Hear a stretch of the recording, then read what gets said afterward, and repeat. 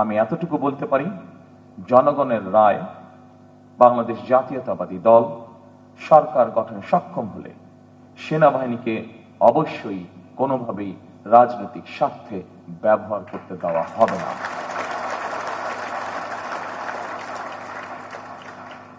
সেনাবাহিনীর গৌরব ভুলুণ্ঠিত হয় এমন কিছু বিএনপি অতীতেও করেনি, বর্তমানেও না, এবং ইনশাআল্লাহ ভবিষ্যতেও বিএনপি করবে না। কারণ বিএনপি সবসময় বাংলাদেশের পক্ষের দল। বিএনপি সবসময় বাংলাদেশের স্বাধীনতা সার্বভৌমত্বের পক্ষের শক্তি। রাজনৈতিক দল হিসেবে বিএনপি রাজনীতির মাঠে শক্তিশালী থাকলে বাংলাদেশের স্বাধীনতা সার্বভৌমত্ব শক্তিশালী থাকে। সেনাবাহিনীর গৌরব এবং মর্যাদাও ইনশাআল্লাহ অক্ষুণ্ণ থাকে। সেনাবাহিনী অবশ্যই রাজনীতি সম্পর্কে সচেতন থাকবে, তবে রাজনীতিতে বিলীন হয়ে যাওয়া অবশ্যই উচিত হবে না। রাজনীতির চাদরে যাতে পেশাদারিত্ব আচ্ছাদিত না হয়ে যায়, এ ব্যাপারে সেনাবাহিনীর প্রতিটি কর্মকর্তা এবং সদস্যকে অবশ্যই অত্যন্ত সচেতন থাকা জরুরি। সম্মানিত সকল উপস্থিতিবৃন্দ, সিনিয়র অফিসারবৃন্দ, 2009 সালে বিডিআর পিলখানায় সেনা হত্যাযজ্ঞের পর পতিত পরাজিত পলাতক বিতাড়িত ফ্যাসিস্ট অপশক্তি বাংলাদেশের মুক্তিযুদ্ধের স্মৃতি বিজড়িত বিডিআরের নাম পরিবর্তন করে দিয়েছিল। এমনকি তাদের ইউনিফর্ম পর্যন্ত পরিবর্তন করে ফেলা হয়েছে। আমি আপনাদের সামনে আমার একটি ব্যক্তিগত অনুভূতি শেয়ার করতে চাই।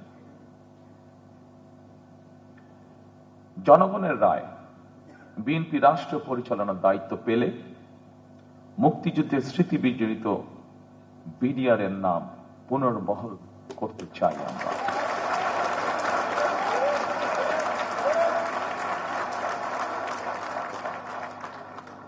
ভবিষ্যতে যাতে কখনোই এই ধরনের ঘটনা না ঘটে, সেই লক্ষ্যে সেনাবাহিনীর সঙ্গে আলোচনা করে বিডিআর পিলখানা সেনা হত্যাযজ্ঞের দিবসটিকে শহীদ সেনা দিবস অথবা সেনা হত্যাযজ্ঞ দিবস অথবা জাতীয় শোক দিবস হিসেবে ঘোষণা করার পরিকল্পনা আমাদের রয়েছে।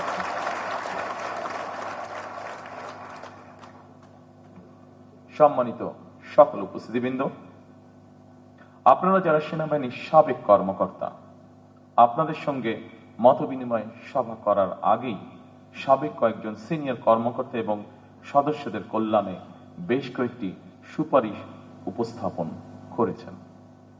জাতীয় নিরাপত্তা পরিষদ গঠন, সেনা আইনের কিছু কিছু বিধিমালার পরিমার্জন কিংবা সংস্কার সহ এইসব সুপারিশমালাগুলি অবশ্যই গুরুত্বপূর্ণ বলে আমি ব্যক্তিগতভাবে মনে করি।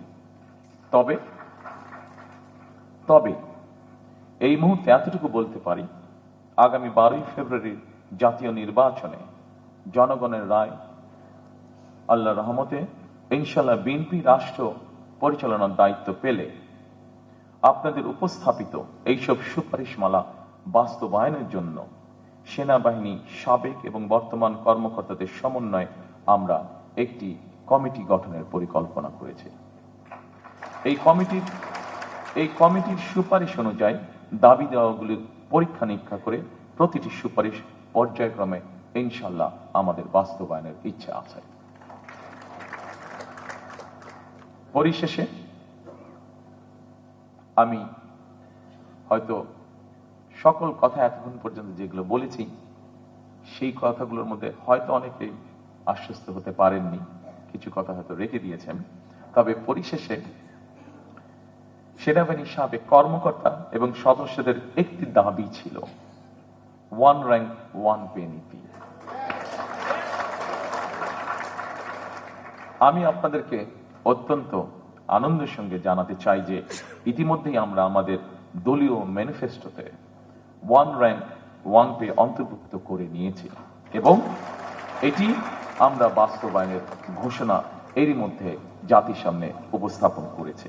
ইনশাআল্লাহ বিএনপি সরকার গঠন করলে পরে 12 তারিখে নির্বাচনে এটি আমরা যত দ্রুততার সঙ্গে সম্ভব বাস্তবায়ন করব আমরা ইনশাল্লাহ।